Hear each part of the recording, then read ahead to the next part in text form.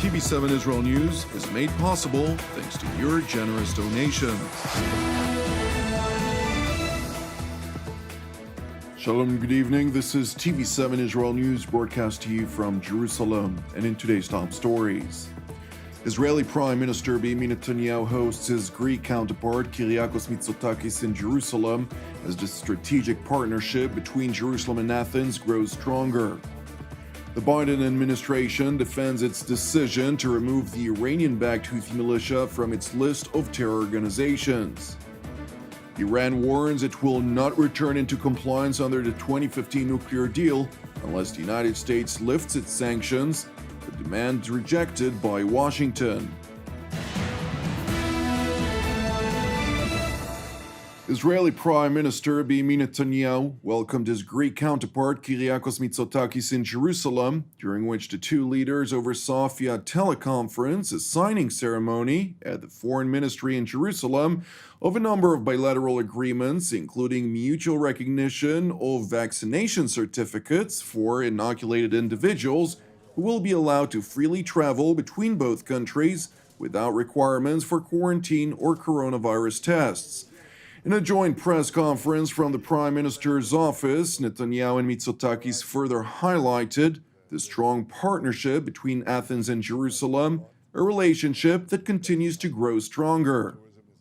You arrived here directly from Cyprus, and the three of us, Israel, Greece, and Cyprus, have built up a tremendous trilateral partnership, and I have to say that our bilateral relations have grown. We have a common past. We're very proud of our past and eager to seize the future together. We're two democracies at the edge of the Mediterranean. We have Athens and Jerusalem, as I never tire of saying, are the ones who laid the foundations for our modern Western civilization. And we share common aspirations for stability, prosperity, and security. And our cooperation allows us to seize opportunities in energy. We discussed the East Med pipelines with some innovative ideas that Prime Minister Mitsotakis brought. We're discussing how to augment tourism, as I told you, and how to better meet the challenges that to the security and health of our citizens, including discussing cooperation in COVID. You've touched upon the other aspects of our strategic relationship, which is becoming stronger, I would say, by the month, by the day. This is a partnership we've both invested a lot in, as you said, to ancient civilizations, to democracies in the Eastern Mediterranean. We have a common interest in the broader stability of the region, and I think a common perspective in terms of what needs to happen to make sure that the Eastern Mediterranean remains, peaceful and safe for all countries of the region. Premier Mitsotakis further touched on the deepening relations between the Israeli and Greek defense establishments, which includes a recent agreement that will have Israel's aerospace industries train the Hellenic Air Force for the next 20 years. You know that our strategic partnership in the defense sector is also deepening. We are happy to have Israeli company take over and offer flight training services to Greece for the next 20 years. It's a big program. It will be based in Kalamata, and I think it is probably the most clear example of the partnerships we can build in the defense space. And of course, there's room for significant further investment by Israeli companies in Greece.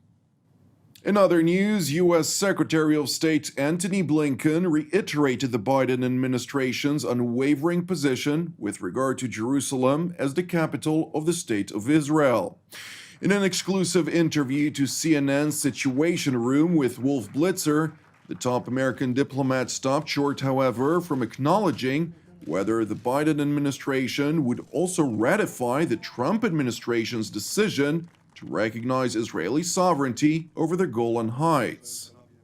Look, leaving aside the legalities of that question, as a practical matter, The Golan is very important to Israel's security. As long as Assad is in power in Syria, as long as Iran is present in Syria, militia groups backed by Iran, the Assad regime itself, all of these pose a significant security threat to Israel. And as a practical matter, the control of the Golan in that situation, I think, remains of real importance to Israel's security. Legal questions are something else, and over time, if the situation were to change in Syria, that's something we look at, but we are nowhere near as that. Secretary Blinken also touched on Washington's intentions to end U.S. support for offensive operations in Yemen, conducted by the Saudi-led coalition against the Iranian-backed Houthi militia, also referred to by its Arabic name, Ansar Allah. Blinken further referred to the Yemeni conflict as the worst humanitarian crisis in the world. Therefore, he emphasized the imperative need to bring the war to an end. In tandem, the Biden administration is moving to revoke the Trump administration's designation of the Houthi militia as a terrorist organization, citing humanitarian concerns. U.S. State Department spokesperson Ned Price explains why. Some 80% of Yemen's civilian population lives under Houthi control in Yemen, which is why, of course, we're profoundly concerned for the humanitarian implications of that designation. And so that's why we, in fact, did move very quickly to review that policy. You may have heard from members of Congress who have been vocal about this, that we notified the Hill of the Secretary's intent to revoke the foreign terrorist organization and specially designated global terrorist designations of Ansarallah. We did that late last week. We've also been very clear about a second element. This intent to revoke that designation has nothing to do with our view of the Houthis and their reprehensible conduct, including, as you mentioned, attacks against civilians and the kidnapping of American citizens, among other moves. It is worth mentioning that the official slogan of the Houthi militia reads as follows: God is great, death to America, death to Israel, curse on the Jews, victory to Islam.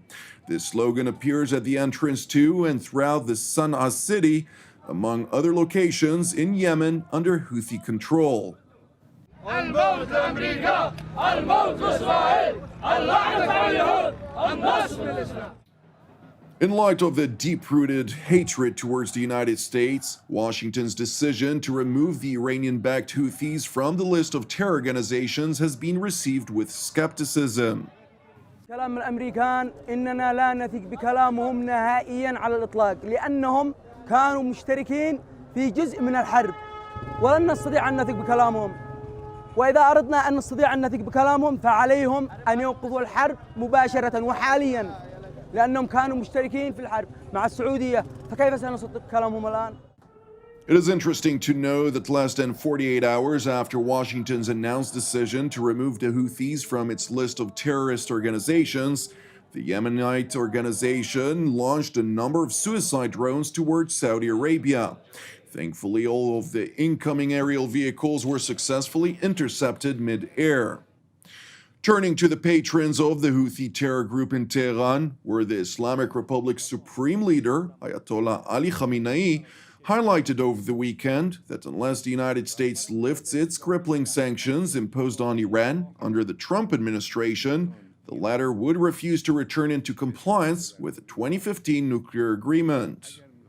اگر میخوان ایران به تعهدات برجامی که چند تا تعهد برجامی رو لغو کرده اگر میخوان به تعهدات برجامی برگرده باید آمریکا تحریم ها رو کلاً لغو کنه اون هم نه به زبان و روی کاغذ که بگه لغو کردیم نه بایستی در عمل تحریم ها رو لغو کنن و ما راستی آزمایی کنیم و احساس کنیم که درست تحریم ها لغو شده اون وقت ما هم به این تعهدات برجامی برمیگردیم این سیاست قطعی جمهوری اسلامی است و مورد اتفاق مسئولان کشور هم هست و از این سیاست بر نخواهیم گشت.